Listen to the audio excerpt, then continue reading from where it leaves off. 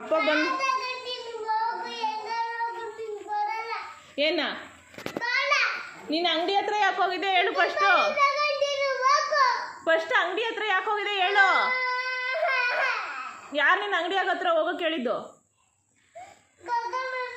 ಗಗನ ಹೇಳಿದ್ಲಾ ಅಂಗಡಿ ಹತ್ರ ಹೋಗು ನೀನು ಅಂತ? ಏನಕ್ಕೆ?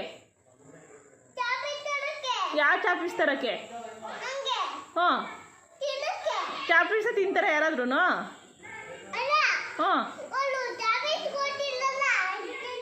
ಹಾಂ ಹಾಂ ಹಾಂ ಹಾಂ ಹಾಂ ಹಾಂ ಹಾಂ ಹಾಂ ಹಾಂ.